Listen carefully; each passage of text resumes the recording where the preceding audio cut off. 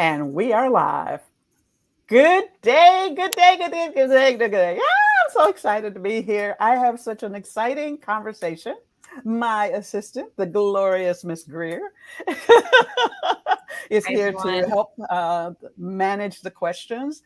And as always, we are so grateful, so grateful because by you sending in these questions to us, for these Q&A forums, we get a pulse of what's happening in your world, and it allows us to create content that will help you in ways that we could probably never imagine because we don't sit in your shoes. So we encourage you, we encourage you, continue to send us your emails, your questions, your thumbs up, the whole thing. And while you're at it, you know the drill. For us to be able to share this information with more people, then we definitely have to have you liking us, sharing us, and having conversations about it. Because if you listen to my podcast, you know that I always say, if you like it, share it. If you don't like it, share it. Because I guarantee it will be a conversation that will help you become remarkable in your life. So, with that, we are going to just simply dive in on the first series of questions. Oh, and the topic this time is ethical AI, learning and development, and critical evaluations in HR. And it's all over the place in terms of what people have asked us about. So, what's the first question, Miss Greer? Yes, we're just jumping right in. So somebody wrote in, and by the way, feel free to drop your questions about AI in the chat at any time, like Denise was saying, because we really want to hear what you have to say. But we got a question in earlier this week, someone asking, I'm really passionate about fostering a collaborative culture within my organization. Okay. It's not just about getting the work done, it's about bringing people together and inspiring them to share their knowledge and ideas. Part of me is worried that AI will hurt my employees' engagement. What are your thoughts around this, Denise? So it sounds like the person who wrote in is really worried about how to use it in a way that's positive and not let it get out of the way. So let me first start with making sure we all understand what we're talking about when we're talking about artificial intelligence. There are many versions of artificial intelligence, and AI is just one big kind of lump term, umbrella term that talks about it. I think what people are getting concerned with is generative learning, that a computer is actually learning or synthesizing information that someone is putting into it. And so there's all kinds of concerns on how people are using it from an ethical point of view. Should people acknowledge that they're using it? Should we be concerned that they're using it in schools? When papers are written and kids use generative intelligence to create the report, is that a problem? And so for today, we really want to narrow this down to generative learning, this part of AI that you interact with and ask it to synthesize information and then create something out of it independent of you. And so that's kind of what we're talking about today. And so to be able to use that in a form or in a way that will increase or at least complement your employee engagement strategy, here's some things that I'm recommending to my clients. First of all, one of the things that you want is the second part of our title on this, and it's learning and development. Having people use this can be a great way for not only getting more employee engagement, but also critical thinking skills get improved, problem solving skills get improved, and relationships between two people can get improved out of this process. And I'll give you a perfect example from my own work. One of the things I do is I was asked to write an article, co-write an article with someone for Psychology Today, which I hope you all will see on my LinkedIn profile when it gets published. Yay! But the other person that I was working with happened to be in Australia. So we've got a huge time zone difference. And so this is how we used it. We had the topic, we came up with the kinds of points that we wanted. We put it in an AI, it generated a story for us, a blog post for us, in essence. And that helped tremendously cut down on the amount of time for us to have to engage with each other and allowed us to sit in our own time zone and edit it back and forth. So we had one conversation about, okay, this is what it gave us. What are the key points that we want to see in this? How do we think our audience is going to be? And we used, it was BART. We used BART to help us see the points of view from way that the national or international, everybody who uses Google would be thinking about it and helping us complete that. Then once we had that, we had a framework in which we could learn we could provide the content for it. And so what it did was, oftentimes what stalls people from writing something or generating something is white paper syndrome. It takes so long to take your brain, your activities out of your brain, put it on a piece of paper, and then have to edit it and go through it. And so these tools like BART or OpenAI or even Grammarly. So if you use Grammarly, guess what that is? It's an AI. And so you can take these tools, partner people up to do some problem solving and have them collaborate, which increases their critical thinking skills. It makes the relationship tighter, problem solving skills, and it improves the efficiency. For my own side, for my notes, I have a what is called Fireflies, which transcribes everything that is said in a meeting and then synthesizes it into key points. I take those key points, read through them, see if that's what I want, edit them. And instead of me taking a full hour to 2 hours having to write notes back to my clients and keep a log on it, it's pretty much cut my work down to about 45 minutes. And so that's an example of how you can work smarter.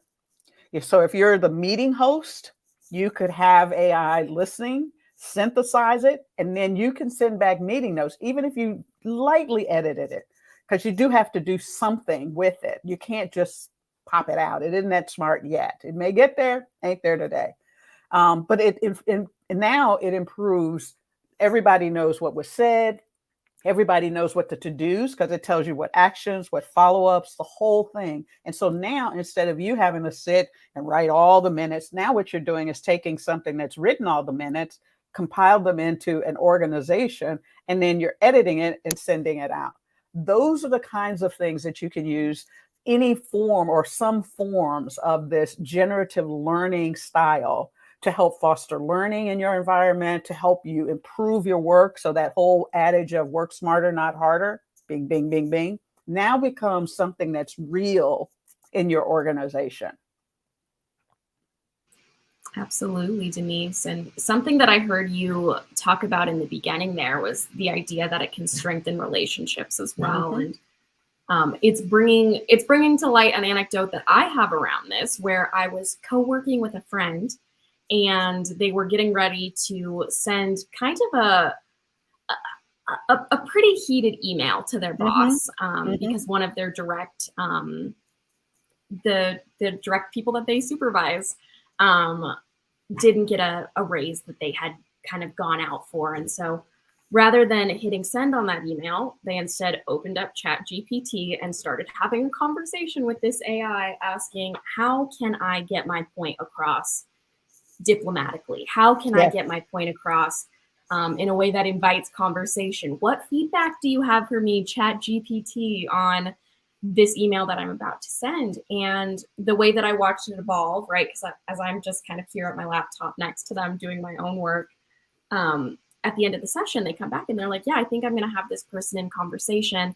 And now I have this list of bullet points that I think are relevant to help me go out to bat for this person that I supervise. And so I think that the best applications are going to be where you can take this information that's generated from this machine and find ways to apply it in real life, find ways to have meaningful conversation that derive from sort of having this soundboard to bounce ideas off of. Because Denise, you've said this before, but like HR is there for managers, and it may not be the best idea for you to go directly to your HR person and voice all of these different concerns, right? Yes. I think it can be much better to sort of have that blank space and to get to feel it out on your own and see what feels right, what resonates, and then go to HR and then go to your boss. But I don't know, I think it can almost be a centering practice. Yeah. Yes. I think you're right. Because if nothing else, by doing it in BART or OpenAI, you now can kind of look at it and say clinically, okay, how does this sound? How does this feel? What is the tone of my message? And what do I want it to look like? So that when you're using the written word, you actually are using it in a way that brings people to you instead of pushes them on the defensive. Yeah. Yeah. So important. It's so important. I think so. Yeah. So, what's the next question? Yeah. The next one we have up here is someone who writes that diversity and inclusion are core values of mine. I'm skeptical about how AI may perpetuate harmful beliefs in the content it Mm. generates. How can I up my productivity while being mindful of unconscious biases that might be in the way of my decision making? I think this is probably the area that people who are cautious about AI are talking the most. It certainly is garnering the most comments if you do a search and whatnot, is that there's a constant conversation that AI, because of the data that's put in, is having adverse effects when it comes to diversity, inclusion, and belonging kinds of initiatives in there. We know about the fact that when people put their resumes in, um, when a recruiter is searching Indeed or Google or any of the generative platforms, if you don't put the right words in, it does tend to exclude people out automatically in terms of whether they're a relevant person or not. So it's very important that if you're out looking for a job, you do understand the psychology or the technology, I guess it is, behind AI on what's going to get pulled automatically and what is not going to get pulled automatically. And we've talked in other meetings about how do I, get my career promoted to that point. But I think in terms of diversity and inclusion and the concerns about it is everyone has to remember that AI is not a thinking, no matter how nice it is, how human in terms of the way it pulls back and gives you information. It is not human. It does not understand feelings at all.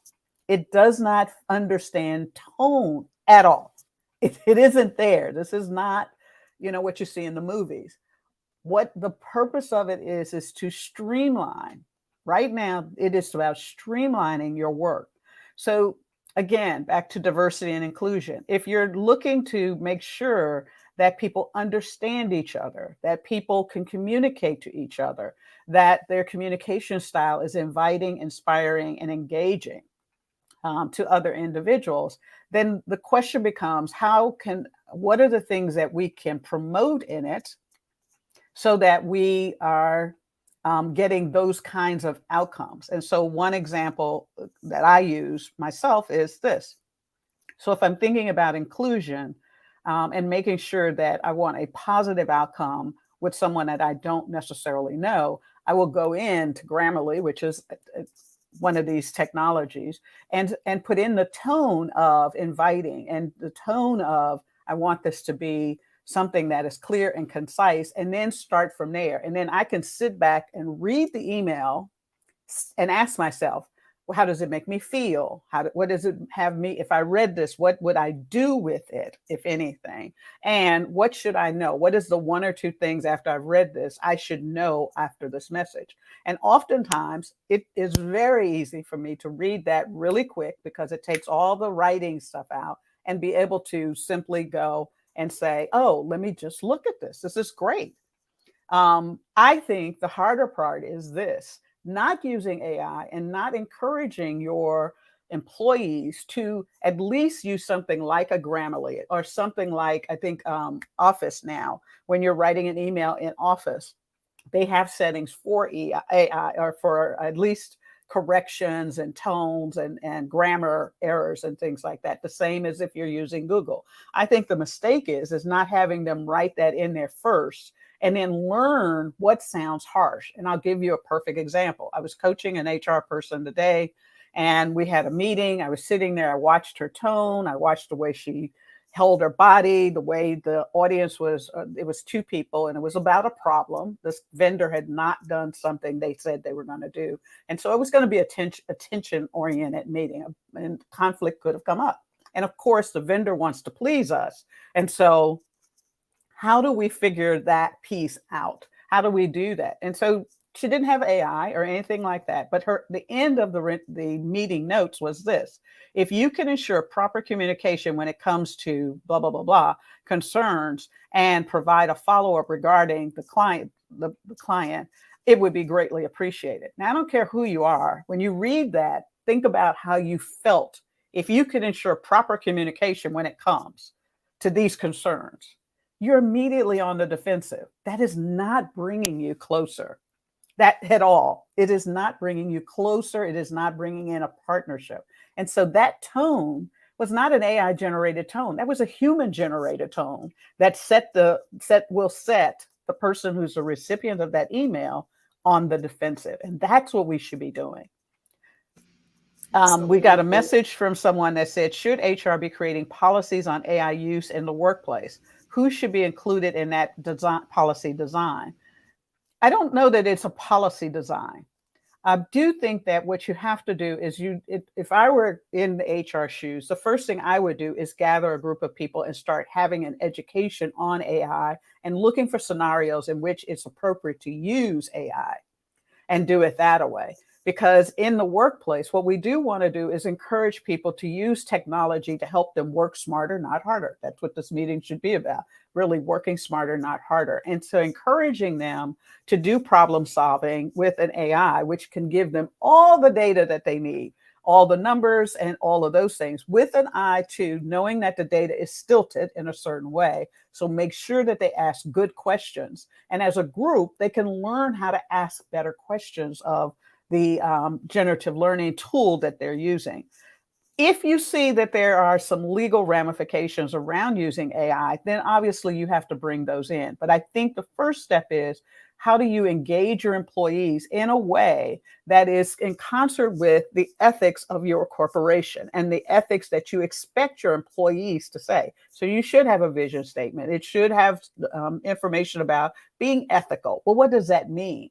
Ethical to one person may not be in the other. If you're in a negotiation and I'm supposed to be winning for the company, is it unethical for me to withhold information from my vendor for costing or what the other bids are? So it's not so much about being afraid of the tool as much as it is educating and creating learning and development opportunities with your employees to be able to use it appropriately. Absolutely, Denise. And I think what I'm hearing in that also is not assuming that that anyone on your team would know the right ways to use ChatGPT or Bard or any number of these tools, but rather to focus on best practices as it relates to anything that's not like a legal concern per se. Yeah. And you can, to help foster people to want to dive in, you could post in your, emails, company-wide emails, et cetera, that say, we had this meeting, here's this great idea, this is what it looks like. And, that way you're telling the entire company what the ethics of it looks like. You're asking them to engage. You've got a forum in which they can join and learn on a regular period of time. And you can begin to guide your concerns, guide the thinking of your workplace such that it is actually becoming a tool that helps them do better, not something that causes risk to the company. Right. I've also seen it done where like having a Slack channel dedicated to like, what are your favorite prompts for these tools? Because again, for the people who are not as far along on the change curve, maybe it will be helpful for them to visualize just how powerful these tools are versus just a straight search engine like Google or like YouTube, for example. Exactly. Yeah. I agree with you 100%. It's these little micro ideas that you can put in your organization to help navigate and kind of, hate to say the word herd, but it really is about helping people to engage in it, engage with new technology in a safe way. And once you can do that, then what you're doing is you're increasing the ability of the organization to be change hardy, to not be upset about change, to not resist change. And that's what you want to do no matter what, whether it's a generative learning platform, or it could be just something totally that came in that a new law that came in and you've got to apply that, or a new competitor comes into the marketplace and you got blindsided. And then you find out, well, yeah, I knew that was coming and this is where they've been going. And so you want to have a way in which your organization is having a good conversation with you. Absolutely. I want to move on to our third question so that we have time. Yep. Somebody writes in, does AI mean I'm going to lose my job to a computer? What ways can I continue growing in my skill set to stay relevant in a modern age? Mm-hmm. No, you're not going to lose your job to a computer. So let me start there. Unless you are not staying relevant and staying up with what these tools are. So if you are not engaging in it, then that is going to be where you're going to lose your competitive edge. AI at this point and as in foreseeable future, all it does is gather all the data, put it in a format, and gives you an initial analysis of it. You have to have good critical thinking skills, problem solving, questioning tools to help AI help you come to a decision. So all the work you might have done to do all the research, to gather all the information. I mean, you literally can put, like if you've got data, a spreadsheet, you can put the spreadsheet in OpenAI and it will tell you, it will synthesize that information for you. But and give you some initial conclusions, but you still have to use your brain power to be able to do that. Yes, can it write code? Absolutely, it can write code, but that doesn't mean that the code's going to do what you want it to do. And there may be things that it misses. So a human will see that. A human's brain is still the most powerful AI that it is, because it's the only thing left that can do, at least at this point, that can actually create something. And so it's really about upping your skills in problem solving, critical thinking, synthesizing information, using your wisdom to forecast what might happen and predict. All of those things are what makes it that AI will still be a tool, but it will not be a replacement. But that feels comforting. And it kind of leads into this question that Julia asked. She wants to know what your thoughts are on how to measure the productivity using AI tools. I think, at least in the initial steps of it, what we ought to be measuring is how much of our workforce is actually utilizing it and adapting to it. So we should be looking for concrete evidence that people are actually using the tool to improve workflow, to improve our ability to do more with less, those kinds of things. And we should, and as a group, whenever you're putting the strategy in, or the conversation, I won't even say it's a strategy, but the conversation in, you should start thinking about how will we know that people are moving along the change curve. And so the same tools, the same ways in which you would measure that your workforce is adapting to utilizing anything, take updates from, if you're on Microsoft. Microsoft sends all kinds of updates. Apple sends all kinds of updates. How fast are your people putting in those security protocols? That's monitoring across the change curve of how fast they are, where you're most likely to have pockets of people who just don't do it. And then what are you going to do in response to that? And are you seeing a change in that with the next iteration of it? So think of using AI tools, at least in the initial stages, as a way in which you're measuring people going against the change curve. Yeah, that feels like a helpful way to reframe it, Denise. And this last question, it's actually mine. What do you do if your boss doesn't believe in AI? Like, what would you say to them in that situation? Because I know I have peers who just simply, they're being told by their higher ups, like, we do not use this tool. How would you approach that? Well, I think I think it depends on what it is that you want. So if it's really about you learning how to work smarter, work smarter. And, Mhm. use it for, like I said, Google, if you're using Google, if you're using Office Teams, they all have a quote unquote AI in it that helps you formulate sentences faster, better, and make sure that they're grammatically correct and sound appropriate. If you are in a role in which you have to aggregate large amounts of data and you've got it in a spreadsheet, put it in there and ask it, what is it, what are they thinking? This is why I want to use it. What would their suggestions be? And then just use it to formulate what it is that you're trying to do out of it. The other thought I'd have is understand why your boss is afraid of using AI. What is it that they're concerned with? And this goes back to this person I was talking about earlier. When I told them I was coming, I had to come back to my studio to do this webinar on AI. They went off on the perception of people and how they were going to coach employees and what does that look like. And it dawned on me, this person doesn't know what AI is. They have no idea what artificial intelligence is, and they really should be on this call. However, your boss may not know what AI is because all they may have read is all the horror stories about it and not know Siri is AI, Google Maps is AI. We're already using it, and they may not have connected that dot. So, two things: work smarter, not harder. And two, ask a follow-up question of, so what do you think AI, what is your concern about AI? What is it that you're thinking about? And then you'll understand where that person's point of view is.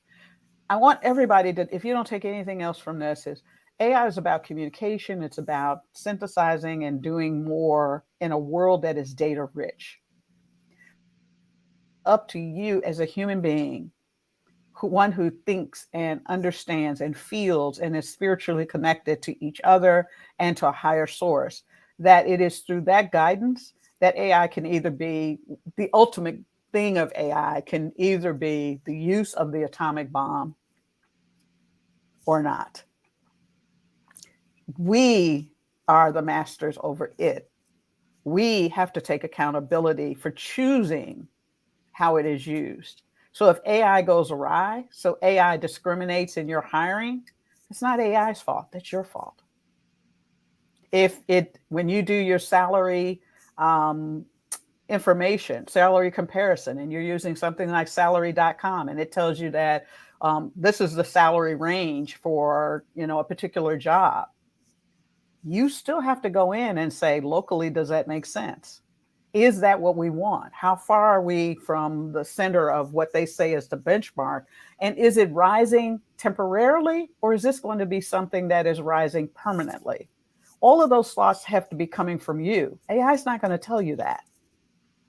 And so if you are using AI without this thing, your brain, then you are setting yourself up for using it in a truly unethical way and truly harmful way.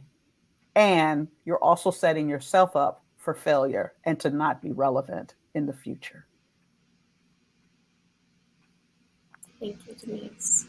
Okay. Well, guys, we're coming to the end of this. I have my wonderful, wonderful thing that I always say. Again, if you liked it, didn't like it, don't really care, share it, because I guarantee that it will cause you to have a conversation that is going to improve your thinking around this topic. And also, you're going to find what other people are thinking about it.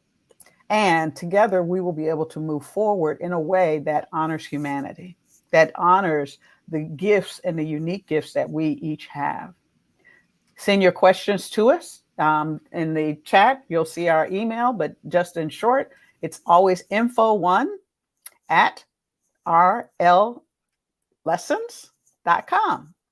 Send us a question for next month. We love getting them. We're so happy when we do get them, so that we can set up these meetings so that they are for you, because these are for you. My goal is to empower you to be the best person, the most fantastic and remarkable leader that you can be. Whether you have the title today or you're aspiring to get the title tomorrow, we want you to be on top. The last thing is I'll tell you, We have a huge surprise coming out in the next month or so that is going to help you understand how you can be your most powerful self. So please, if you're not watching me, you're not watching my page, Remarkable Leadership Lessons, please on LinkedIn, get on there and look for this announcement, because I guarantee it is awesome. We're so excited about it.